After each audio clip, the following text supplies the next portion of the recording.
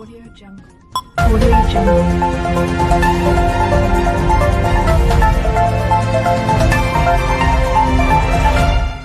समाचार बटुए बक्सर से रिपोर्टर बानी हमारे वरिष्ठ पत्रकार संजय उपाध्याय जी। भोजपुरिया समाचार एगो नया अंदाज में दोबारा अरोरा सबके सामने बटुए। खबर के हेडलाइन सुनी, रोहतास के कोचस पेट्रोल पंप के मालिक हत्याकांड समेत बक्सर में हत्या गैस एजेंसी लूट कांड के पुलिस कैलस खुलासा। राजद नेता पुत्र पे भी रहे गिरोह के सदस्य, मने इहो जौन हत्या भइल रहे ए में भी गिरोह के सदस्य रहन। तब बक्सर पुलिस के बड़ सफलता हाथ लगल बटुए, जहां पुलिस कोचस में 14 दिसंबर के पेट्रोल पंप संचालक पुत्र राहुल कुशवाहा के हत्याकांड के खुलासा करत बतैलस कि हत्याकांड में शामिल अपराधी खातिर गिरफ्तारी खातिर डुमरांव थाना क्षेत्र के स्टेशन रोड में से कईल गई। स्टेशन रोड से ही लोग के कईल गेल रहे। इनका पास से एगो पिस्तौल, 2 देसी कट्टा भी बरामद कईल गईल बटुए। ये खुद एसपी नीरज कुमार सिंह कहनी। गिरफ्तार कईल अपराधी जौन बने तो पिछला दिन बक्सर में राजद नेता संतोष भारती के पुत्र चंदन भारती के हत्या लेन देन में भी स्वीकार कैले बने। ओजे अपराधी चक्की ओपी थाना क्षेत्र के चक्की पांडे डेरा गैस एजेंसी लूट कांड में भी इनका संलिप्तता रहे। मामला के जानकारी दे पुलिस अधीक्षक नीरज कुमार सिंह बतैनी कि पकड़ल गई अपराधी स्वीकार कैले बने कि पेट्रोल पंप संचालक के पुत्र के लूटे के दौरान गोली मरदे रहन। हत्याकांड में संलिप्त आरिफ हुसैन नया बाजार नगर थाना आ भोला ठाकुर आ सन्नी कुमार मित्र लोग कॉलोनी मुफस्सिल थाना के रहे वाला है। पुलिस इनका पास से 2 देसी कट्टा एगो पिस्टल के साथ ही लोग के गिरफ्तार कर ले बिया। हत्या में इस्तेमाल कईल गई बाइक भी बरामद हो गई बा। इनकर संलिप्तता गैस एजेंसी लूट कांड राजद नेता पुत्र चंदन भारती के हत्या पैसा के बंटवारा के लेके कईल गई रहे। तो ई जौन हत्याकांड भइल रहे एकर कुछ प्रमाण भी बटुए। एकर जानकारी देत प्रेस वार्ता के दौरान एसपी साहब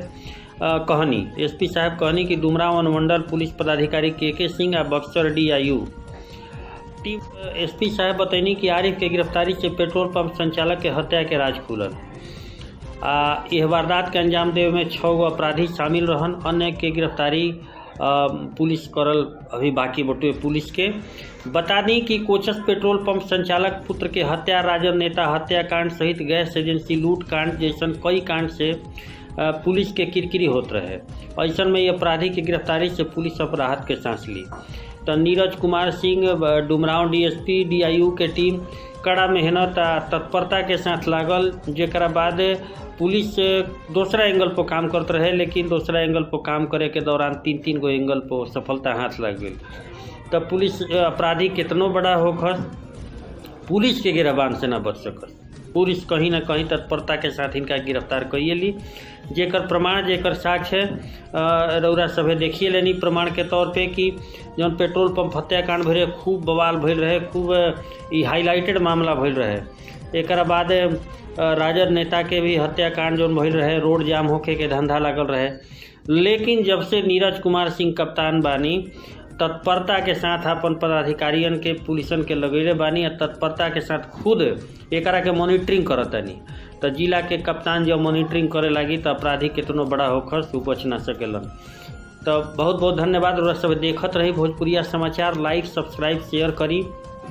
कुछ नया अंदाज में भोजपुरिया समाचार फिर परियाइल बारूरा सब के सामने एकरा के अधिक से अधिक शेयर करी, देश न विदेश तक पहुँचाई ताकि लोग देखस।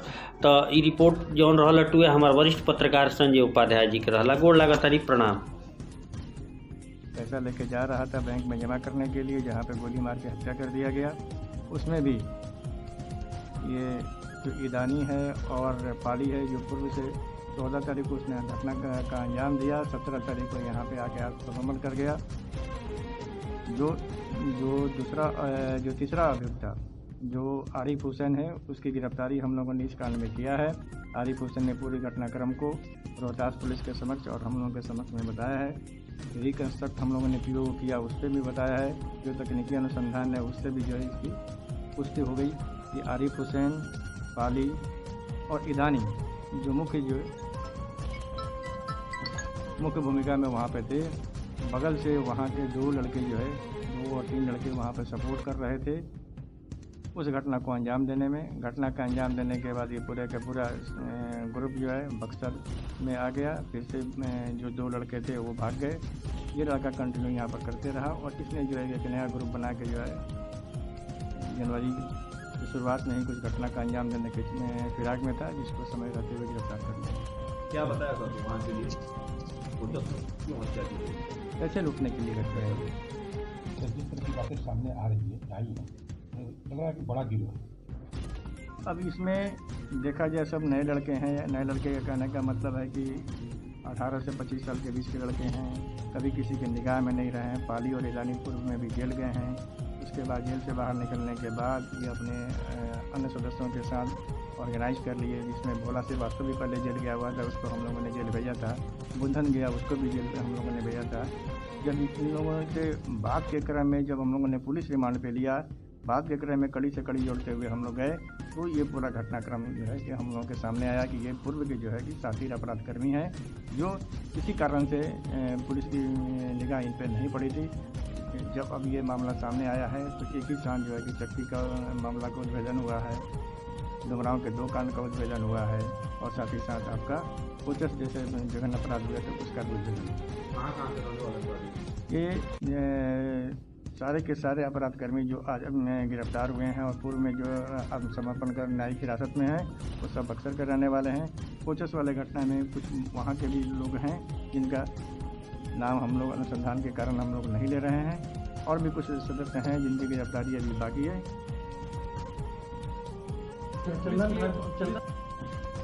अब ये दुर्भाग्य है कि कहना है कि चंदन भारती भी जो है चक्की के कांड में, डुमरांव के CSP के कांड में वो भी थे और वही पैसे की हिस्सेदारी की मांग के चलते उनकी हत्या उनके दोस्तों के द्वारा, उनके सहयोगी के द्वारा किया गया।